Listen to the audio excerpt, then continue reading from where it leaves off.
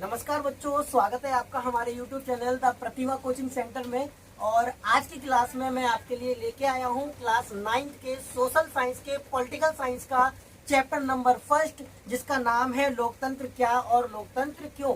तो आज की क्लास में हम जानेंगे लोकतंत्र के बारे में कि लोकतंत्र कहते किसको है, लोकतंत्र के क्या फायदे हैं, लोकतंत्र के क्या नुकसान हैं। और आजकल दुनिया के लगभग सभी देशों ने इस लोकतांत्रिक व्यवस्था को अपनाया हुआ है।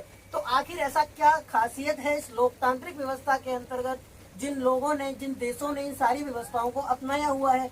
तो इन सारी चीजों के बारे में हम अपने इस अध्याय में पढ़ेंगे, जिसका नाम आपको पता है, लोकतंत्र क्या और लोकतंत्र क्यों। तो चलिए शुरू करते हैं अपने इस अध्याय को, जो हमारे एग्जाम की दृष्टि से काफी ज्यादा महत्वपूर्ण है। ठीक है, चलो शुरू करते हैं। अगर मैं लोकतंत्र की बात करूं तो जैसा कि मैंने आपको बताया कि लोकतंत्र एक प्रकार की एक शासन व्यवस्था है, और ऐसी शासन व्यवस्था है जिसमें जनता स्वयं अपने शासकों का क्या करती है, चुनाव करती है। तो लोकतंत्र किसे कहते हैं? लोकतंत्र एक ऐसी शासन व्यवस्था है जिसमें जनता स्वयं अपने शासकों का क्या करती है, चुनाव करती है। ठीक है, अगर लोकतंत्र के बारे में अगर अब आपसे कोई पूछे तो आप उसे इजीली बता सकते हैं कि लोकतंत्र किसे कहते हैं। तो लोकतंत्र जनता द्वारा जो चुने हुए प्रतिनिधि हैं, वो जनता द्वारा ही चुने जाते हैं और वही उन पर शासन करते हैं। तो इसीलिए ऐसी व्यवस्था क्या कहलाती है? लोकतांत्रिक व्यवस्था कहलाती है।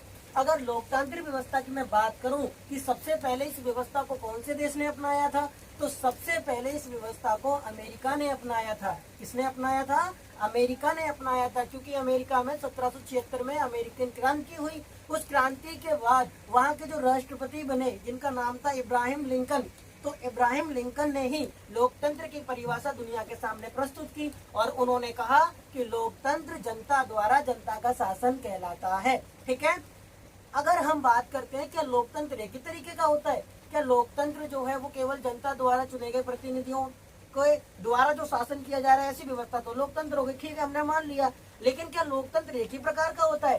तो हम इस वाले चैप्टर में ये भी जानने का प्रयास करेंगे कि लोकतंत्र क्या अनेक प्रकार का हो सकता है। तो चलिए देखते हैं इसको भी। तो अगर हम लोकतंत्र की बात करते हैं तो लोकतंत्र मुख्यतः 2 प्रकार का होता है। पहला लोकतंत्र वो जिसे हम प्रत्यक्ष लोकतंत्र बोलते हैं, और दूसरा लोकतंत्र वो जिसे हम अप्रत्यक्ष लोकतंत्र बोलते हैं। ठीक है, प्रत्यक्ष लोकतंत्र वो लोकतंत्र होता है जिसमें सभी समुदाय के लोग या सभी देश के लोग एक साथ बैठकर साझी भूमिका द्वारा नियम कानून बनाने का काम करते हैं। ठीक है, और अप्रत्यक्ष लोकतंत्र उसको कहते हैं जिसमें सभी लोग एक साथ बैठकर निर्णय तो नहीं ले सकते, लेकिन वो क्या करते हैं, अपने में से कुछ लोगों को चुन लेते हैं और उनको ये अधिकार दे देते हैं कि आप मेरी तरफ से ये क्या करना, कि आप नीति निर्माण कर लेना, नियम कानून बना लेना। ठीक है, तो ऐसी व्यवस्था को क्या बोला गया, हमने अप्रत्यक्ष लोकतंत्र का नाम दे दिया। तो लोकतंत्र कितने प्रकार का हो गया? 2 प्रकार का हो गया। प्रत्यक्ष लोकतंत्र सीधी भागीदारी सभी के द्वारा की जा रही है। अप्रत्यक्ष लोकतंत्र सभी के द्वारा सीधी भागीदारी नहीं की जा रही है, उनके द्वारा कुछ लोग चुने गए जो उनके लिए नियम कानून बना रहे हैं, लेकिन ये अधिकार उनको बनाने का किसने दिया है? हमने दिया है। यानी कि हमने दिया है लेकिन हमको शामिल नहीं हुए, तो यानी कि इनडायरेक्टली हम उनके साथ इन्वॉल्व तो है ना। तो इसीलिए इसको क्या बोला गया? अप्रत्यक्ष लोकतंत्र। ठीक है, तो लोकतंत्र भी कितने प्रकार का हो गया? 2 प्रकार का हो गया। तो अब तक हमने जाना लोकतंत्र किसे कहते हैं, लोकतंत्र के कितने प्रकार होते हैं, लोकतंत्र को सबसे पहले किसने अडॉप्ट किया यानी कि अपनाया, और इब्राहिम लिंकन द्वारा लोकतंत्र की कौन सी परिभाषा दी गई। इन सारे क्वेश्चंस का आंसर आई होप कि अब आपको पता होगा। तो चलिए अब चलते हैं हम अपने नेक्स्ट टॉपिक पर। तो अभी हम पढ़ रहे थे लोकतांत्रिक व्यवस्था के बारे में, यानी कि लोकतंत्र क्या था? एक प्रकार की शासन व्यवस्था थी जिसमें जनता द्वारा चुने गए प्रतिनिधि क्या कर रहे थे, उनके ऊपर शासन कर रहे थे। ठीक है, तो वो एक प्रकार की क्या थी? शासन व्यवस्था थी। अगर हम बात करें क्या एक तरह की शासन व्यवस्था केवल लोकतंत्र ही हो सकती है, उसके अलावा कोई और शासन व्यवस्था नहीं हो सकती है? तो अब हम देखते हैं कि वो कौन कौन सी शासन व्यवस्थाएं जो लोकतंत्र के अलावा हो सकती है। तो एक तरह की शासन व्यवस्था होती है जिसे हम राजतंत्र कहते हैं, यानी कि इसमें एक व्यक्ति होता है जिसे राजा कहा जाता है और सारे के सारा कंट्रोल वो पूरे समुदाय पर या पूरे देश के ऊपर रखता है। सारे नियम कानून बनाने का अधिकार वो अपनी मुट्ठी में रखता है। तो ऐसी व्यवस्था जिसमें निर्णय लेने का अधिकार केवल एक व्यक्ति को होता है। ठीक है, ऐसी व्यवस्था को हम क्या कहते हैं? राजतंत्र कहते हैं। अगर मैं बात करूं गणतंत्र व्यवस्था की या गणतंत्र शासन व्यवस्था की, तो इसमें लोगों का समूह शासन करता है। उस एरिया के, उस क्षेत्र के या उस देश के सभी निर्णय एक समूह द्वारा लिए जाएंगे। तो जब ये निर्णय एक समूह द्वारा लिए जाते हैं तो ऐसी व्यवस्था को हम गणतांत्रिक व्यवस्था या गणतांत्रिक शासन व्यवस्था के नाम से भी जानते हैं। आगे हमने देखा था जो तीसरे प्रकार की शासन व्यवस्था थी, क्योंकि इसमें सभी लोगों का क्या होता है, शासन होता है। तो जिसमें सभी लोग मिलकर शासन करते हैं तो ऐसी व्यवस्था को हम लोकतंत्र कहते हैं। ठीक है, तो अगर आपसे पूछा जाता है कि शासन व्यवस्था कितने प्रकार की होती है तो आप बता सकते हैं कि शासन व्यवस्थाएं मुख्यतः 3 प्रकार की होती है। राजतंत्र एक व्यक्ति का शासन, गणतंत्र समूह का शासन, लोकतंत्र सभी का शासन, पूरी जनता ही शासन में क्या होती है, इन्वॉल्व होती है। तो ऐसी व्यवस्थाओं को हम क्या कहते हैं, लोकतांत्रिक व्यवस्थाएं। अब हम बात करते हैं लोकतंत्र की विशेषताओं के बारे में। अगर मैं लोकतंत्र की विशेषताओं के बारे में बात करूं तो हमने वहां पर देखा था लोकतंत्र की परिभाषा में कि लोकतंत्र के अंदर जनता द्वारा चुने गए प्रतिनिधि ही उन पर शासन करते हैं। तो जनता ने जिन प्रतिनिधियों को चुना है वही उन लोगों के लिए सारे के सारे फैसले लेने का क्या करेंगे, काम करेंगे। तो ये क्या है, लोकतंत्र की एक विशेषता है। निष्पक्ष व स्वतंत्र चुनाव होते हैं। लोकतंत्र के अंदर जिन जनता ने जिन लोगों को चुना है अपने लिए शासन करने के लिए, उनके लिए जो चुनाव होते हैं वो स्वतंत्र और निष्पक्ष तरीके से किए जाते हैं, उनमें कोई धांधली नहीं होती है। इसीलिए लोकतंत्र में ये माना जाता है कि जो जनता जिन लोगों का चुनाव करेगी वो स्वतंत्र और निष्पक्ष होने चाहिए। तो ये लोकतंत्र की क्या है, एक विशेषता है। यहाँ समान विकल्प और अवसर सभी के पास मौजूद होते हैं। यानी कि लोकतांत्रिक व्यवस्था के अंतर्गत जितनी भी जो जनता होती है उनके पास अपने आप को ग्रो करने के लिए, अपना विकास करने के लिए समान विकल्प और समान अवसर उनके पास मौजूद होते हैं, जिससे वो अपना क्या कर सकते हैं, अपना विकास यानी कि अपना सर्वांगीण और मानसिक विकास कर सकते हैं। उनको लोकतंत्र में क्या दिया जाता है, कुछ अधिकार भी दिए जाते हैं, जैसे मौलिक अधिकार।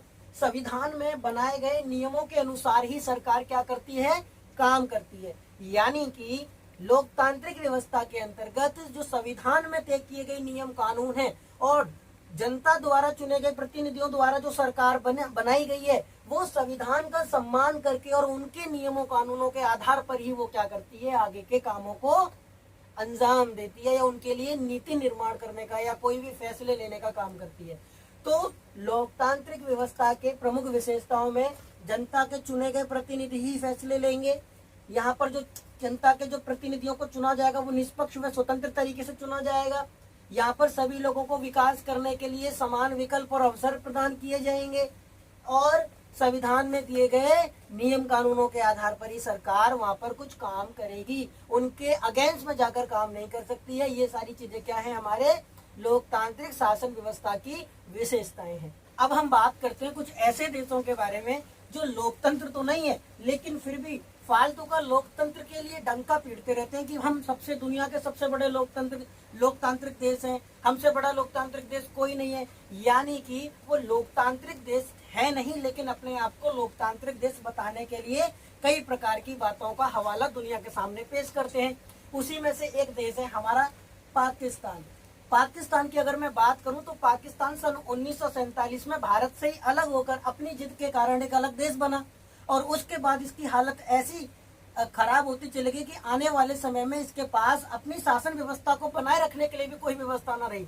और जैसे जैसे समय बीतता गया वैसे वैसे सैनिक शासकों ने इनकी शासन व्यवस्था को पूरी तरीके से अपने हाथों में समेट लिया। पाकिस्तान में क्या होता है, 1999 यानी कि 1999 से पहले पाकिस्तान के अंदर आम चुनाव होते हैं और उन आम चुनावों में कौन जीतता है, नवाज शरीफ की सरकार बनती है। जैसे ही नवाज शरीफ की सरकार बनती है उसके कुछ दिनों बाद नवाज शरीफ पर एक इल्जाम लगा दिया जाता है। परवेज मुशर्रफ क्या करते हैं, ये सैनिक शासक थे वहाँ के, यानी कि सेना के क्या थे, एक बड़े अधिकारी थे।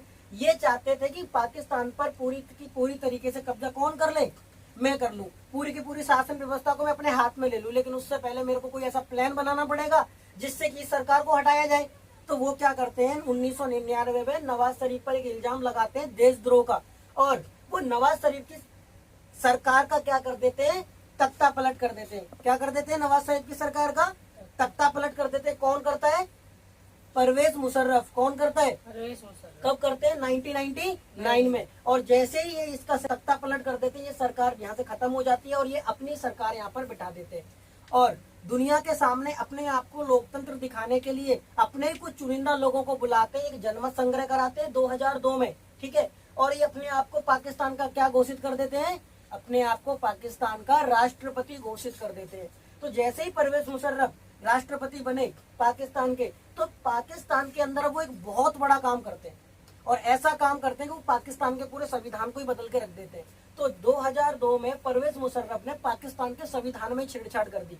उन्होंने लीगल फ्रेमवर्क ऑर्डर नाम की एक व्यवस्था बनाई और इसके आधार पर उन्होंने क्या कर दिया, पाकिस्तान के संविधान में ये चेंज लाया कि अब पाकिस्तान का जो राष्ट्रपति है वो क्या कर सकता है, प्रांतीय यानी कि जो राज्य की सरकार है और जो देश की सरकार है उन दोनों को खत्म कर सकता है जब उसका मन करेगा।